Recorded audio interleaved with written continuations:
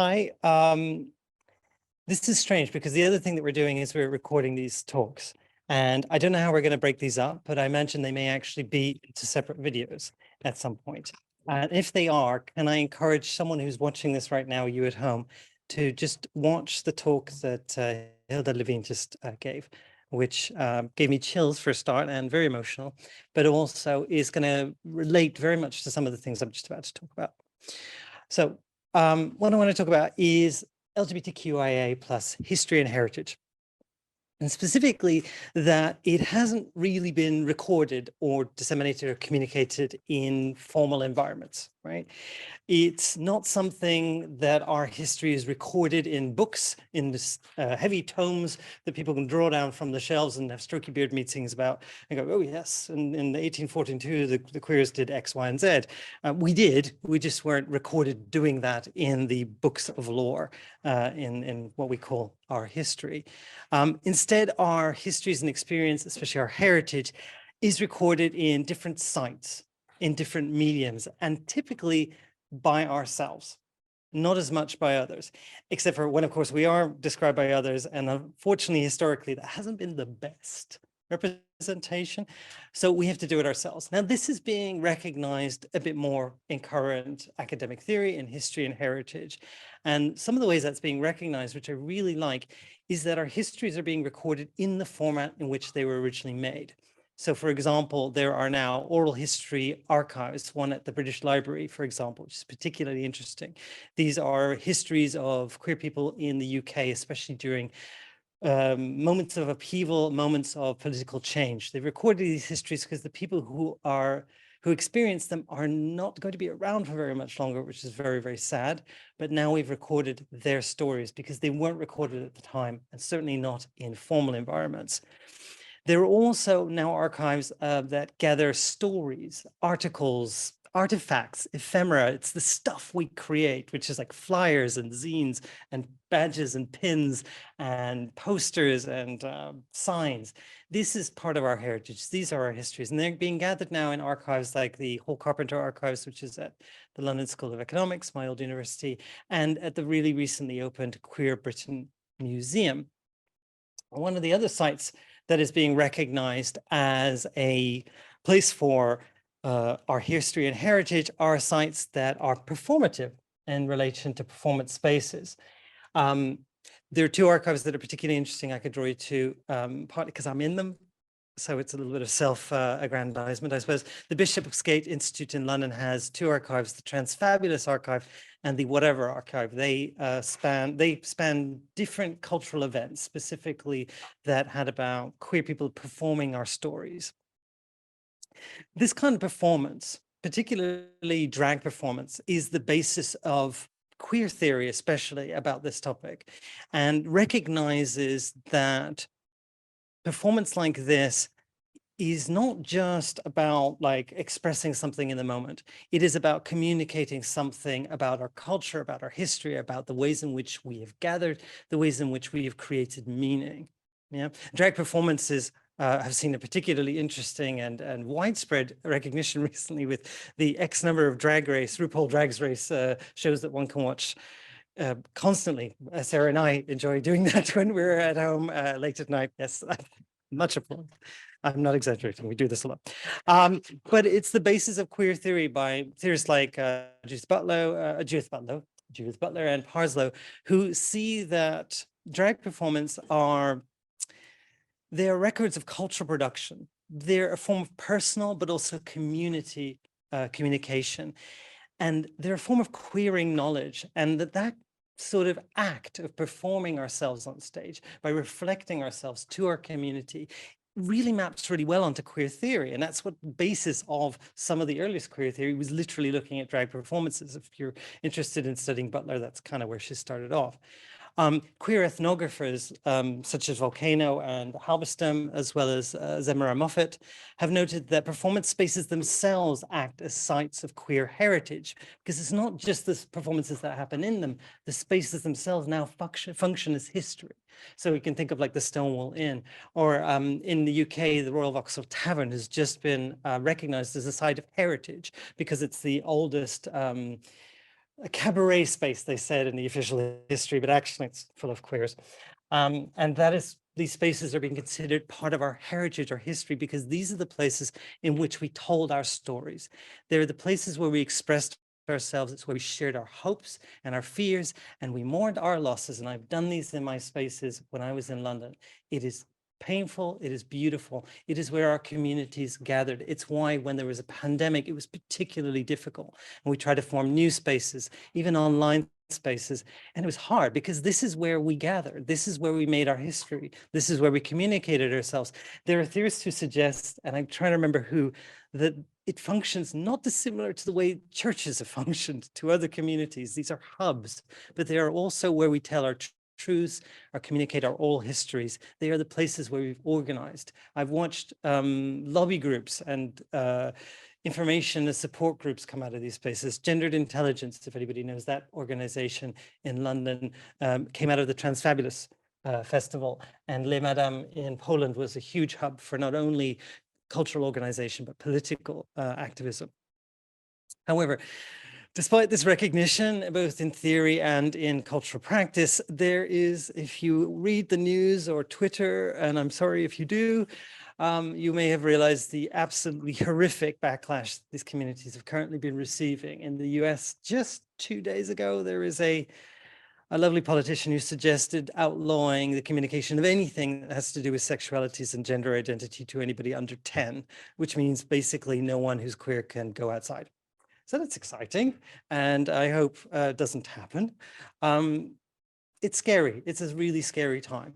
And that is why it's really important to consider these things and how we communicate them in non-formal, in informal spaces, when formal environments might not just not communicate about us, but they may actually outlaw us.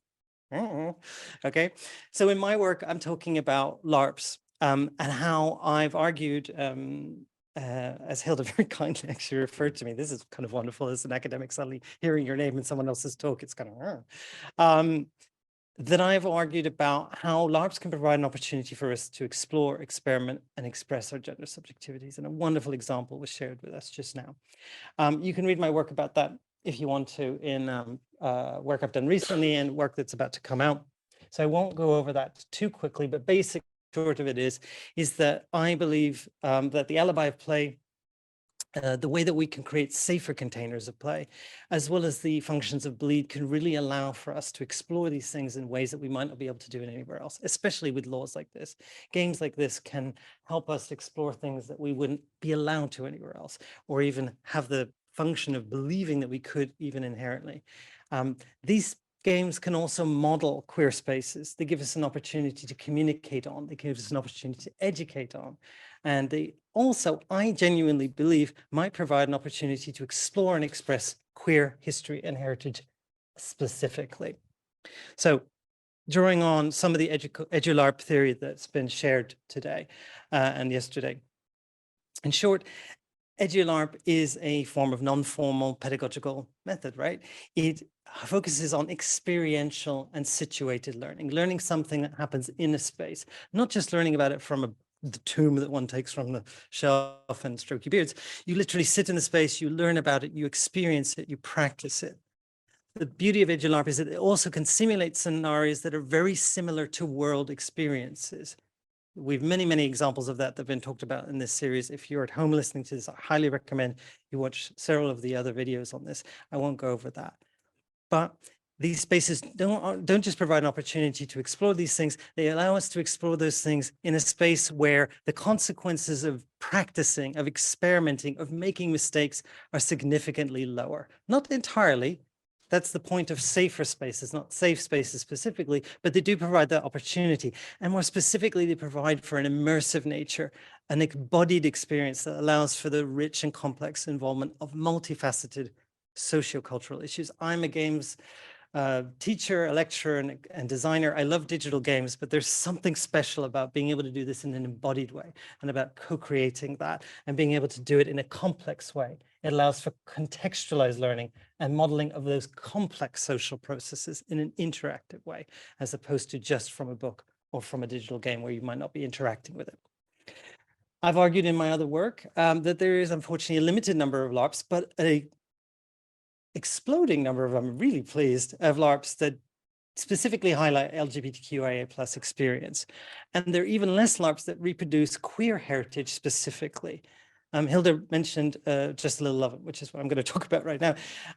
A LARP that in part talks about the 1980s experience of queer communities in relation to the HIV crisis and AIDS that had become very prevalent in a particular New York environment at the time. However, it also provides an opportunity to perform, which is really, really interesting. A performance space that is critical, in fact, to the LARP, that is a critical focal point of the community. It represents the point of contact and the critical function of performing our stories, especially at a time when it's difficult, especially at a time when we're challenged and that we're being marginalized.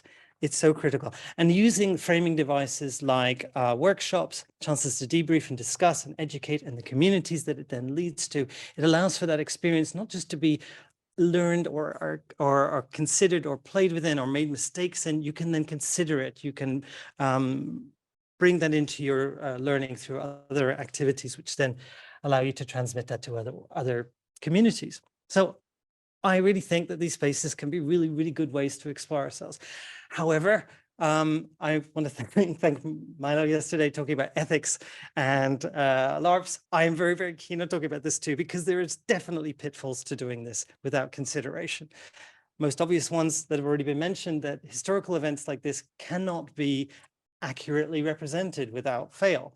They are reproductions, they are reconsiderations, they are themselves reformations to explore these things. But so are oral histories, which is how we as queer people have often communicated our experience. Oral histories aren't always accurate representations of their histories. They're the ways that we understand ourselves. The other thing that we can slip into is a very simplistic notion of empathy. By exploring these things, we know what it's like to be that person. No, we don't. But we do know what it's like to consider that person's experience. We can stand with as opposed to stand in someone else's shoes. It's really important. Yeah. And then finally, I think LARPs are like any other form of cultural production. They can include the problematic socio-cultural issues that they may even be trying to represent. There may even be a predilection for this. But I think that we can be positive about this, specifically by designing through intent. And by designing through intention, by reflecting on this, keeping it in mind, remembering that we can't be unbiased, we cannot come out of this without ourselves, we can create greater empathy, not pure empathy, greater empathy. We can consider less stereotypical understandings, and we can increase our understandings in overlap with ourselves and others. And that would lead to, I hope, a wider understanding of the structural inequalities, not the personal ones necessarily, the things that have led to the need of these kinds of spaces, that have led to the need of this kind of communication of our histories and heritage. By experiencing them, we can understand why they're important, not just how they've been important. So it's not just about learning about the Stonewall Inn or the RVT or different moments in history like Le Madame, which isn't there anymore, sadly. It's about learning how we communicate our history, why it is so critical. By doing this, I really believe that we can acknowledge the cultural relevance of these communities. We can educate on and experience the heritage, experience it experientially, situate it. We can recreate not specific spaces, but the potential outcomes of those spaces. It allows for that experiential learning of the ways in which we communicate and express ourselves, how and why. And finally, the beauty of LARP is that it's a co-creative process. We co-create it together. And what more perfect way to express how queer histories and heritage are co-created in a performative space than performing it in a LARP. I honestly think these two things just overlap perfectly. And that's why I think of EduLARP and LARP processes and role-playing can be a wonderful way to communicate history and queer heritage. We're going to do this as best we can in games like Euphoria that we're designing with Sarah right now, part of my PhD. Wish us luck. We're going to give it a go in November and find out if it works. Also scary. But thank you for listening. If you want to be in touch, here's my email, my website, of course, as well, and I'll be around today. And yeah, that's me.